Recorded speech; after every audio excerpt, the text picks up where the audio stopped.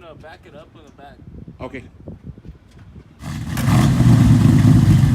All right. So initially, I like to. Oh, hold on. I typically like to get these ones they started cold, but talking to the young guy here, he moved it about half an hour ago. So looks like it's a little cold blooded.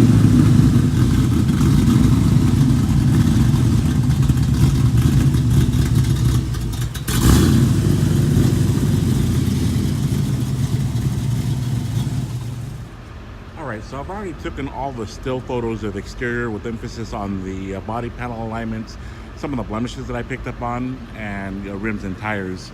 So my immediate impression when I first saw the car, I mean, I don't think it presented, great. There was like no wow factor. It was more like right away I noticed, okay, the rims and tires, they just look too small for the car. So the setup was kind of weird. And then I can see, some major issues with the body panel alignment. And this is from start. I'm standing about maybe a good 8 to 9 feet away. So this is the way the vehicle presents itself. I don't know if the of the photos or the or how it's described is online, but I definitely want to look at that to see how it's being represented versus what I saw, and maybe get a better idea of what your expectations are going to be on this. So I'll go ahead and we'll go ahead and start in. We'll look at the start off with the front fascia area or grille hood. Here you can see this, the gaps here.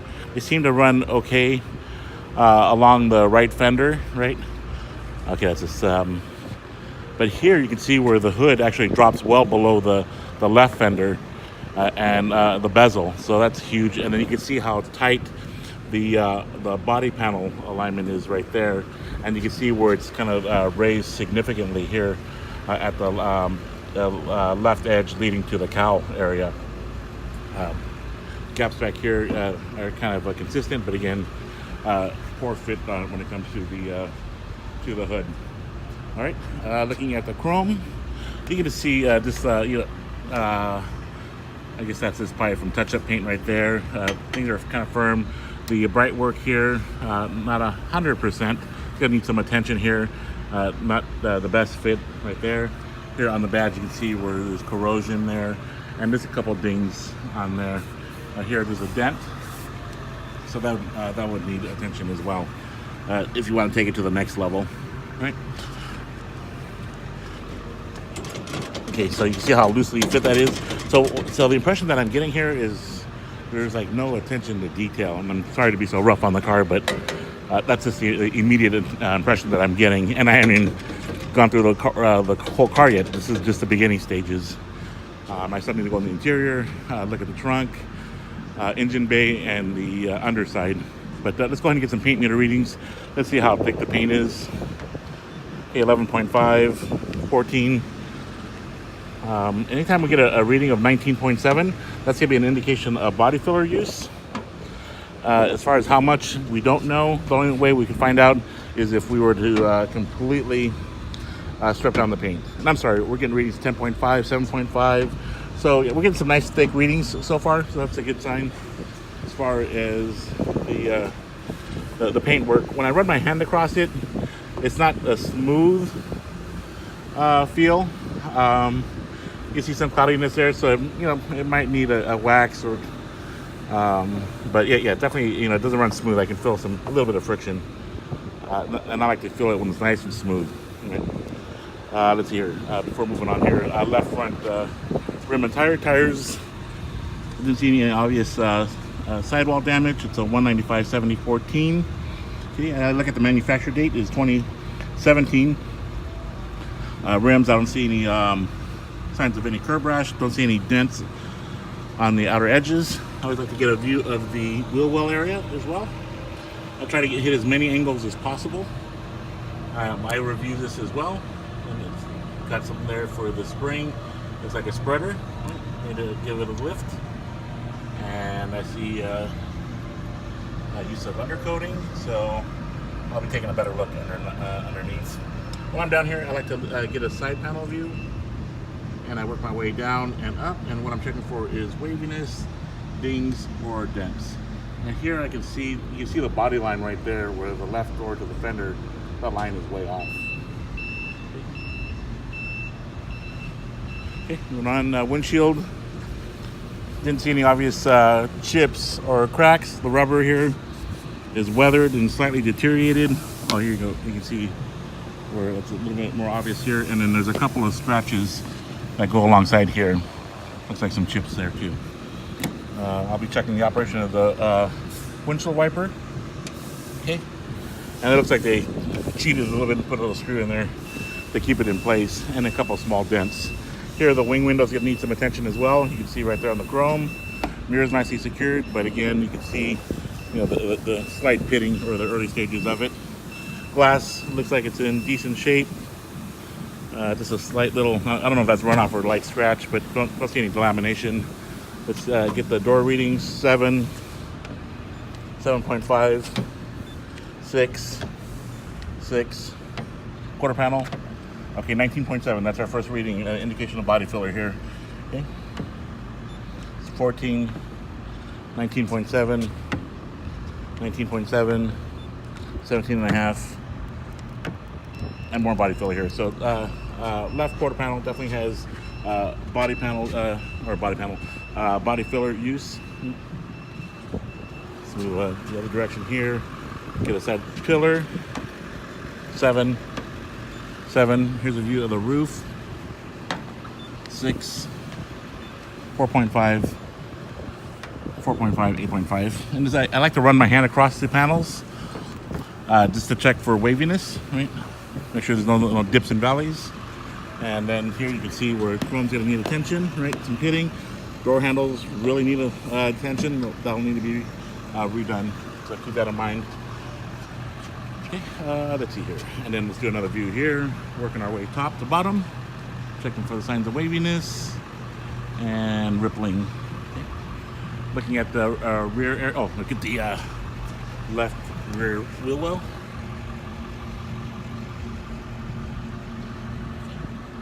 And hopefully I'm getting a good shot here because there's a glare on my screen, so it's hard for me to see what I'm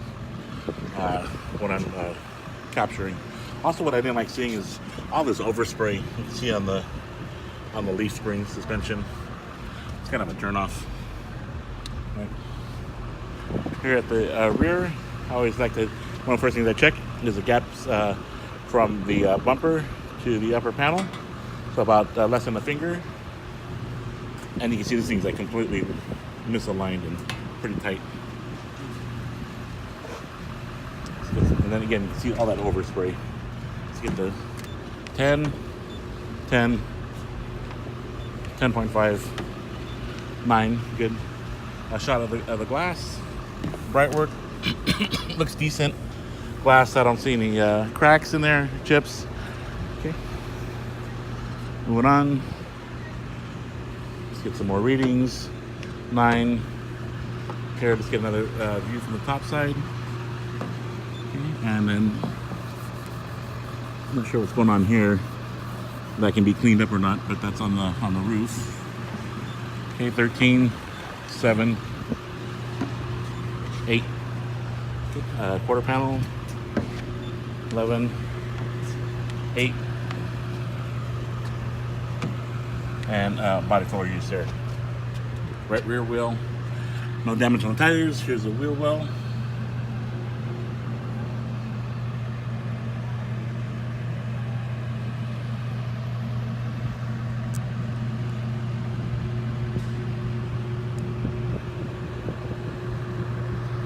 And then let's get a view of the side panels. You can see where that right fender is kicked out quite a bit. And you can see the swage line here, much better fit versus the left side. And then the glass. Again, chrome's gonna need some attention. Door handle. Right there, here as well. Here you can see where the fender's kicked out quite a bit. Chipping. 9, 6, 6.5, and 5. The final view for I move on. All right, so I'm about to start the car here. It's been sitting for about 35 minutes, so it's cooled down a little bit. I'm gonna try to start it without stepping on the accelerator, and then if it's not catching, then I'll pump the gas a little bit. At the same time, I use this video to check the brake lights. I'll be doing a light check, brake lights, running lights, and then the reverse lights as well. And then also taking a look at the exhaust to see if there's any smoke that comes out, whether it be black, blue, gray, or white. That all means something. Hopefully it's nothing. Hopefully it comes out clear. Condensation's okay. Here we go.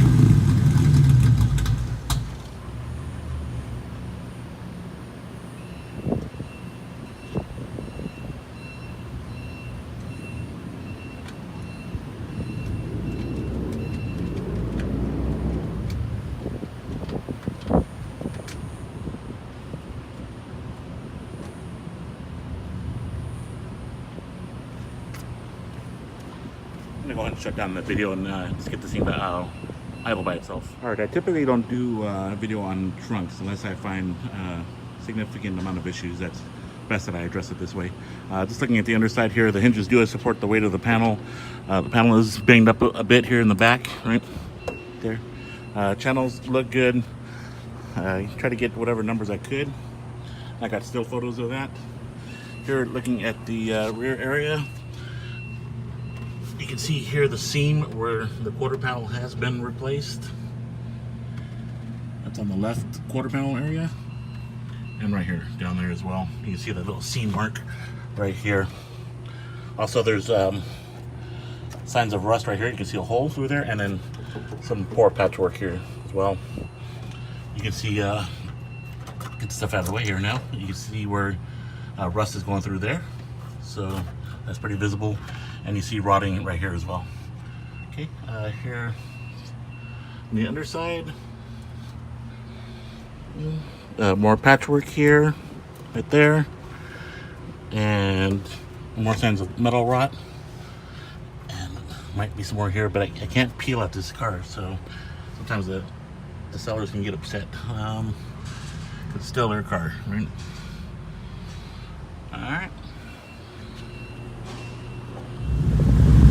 So I'm doing the cabin area now, and unfortunately I still need to keep my foot on the accelerator. It's still not idling by itself.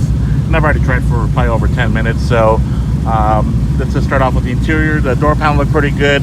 I tried to get pictures of the VIN, but there's a lot of paint on there, so hopefully it came out clear.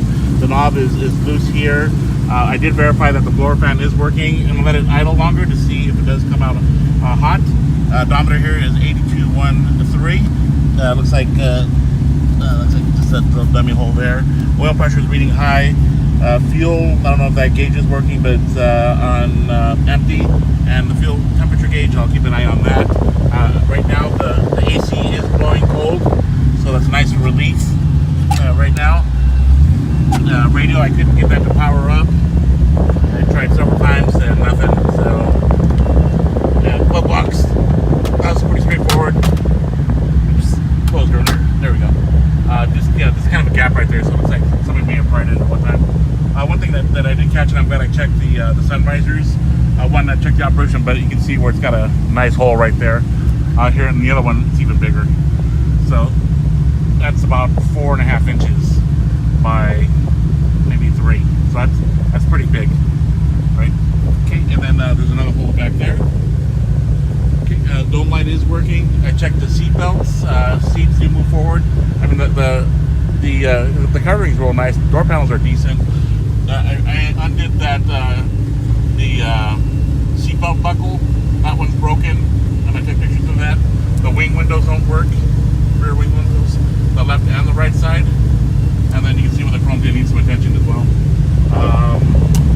What else did I point out? I still need to, I'm gonna need their help because I still haven't checked the engine while it's running because I can't. So if I can get this thing to idle on its own. There it goes, cuts out unknown.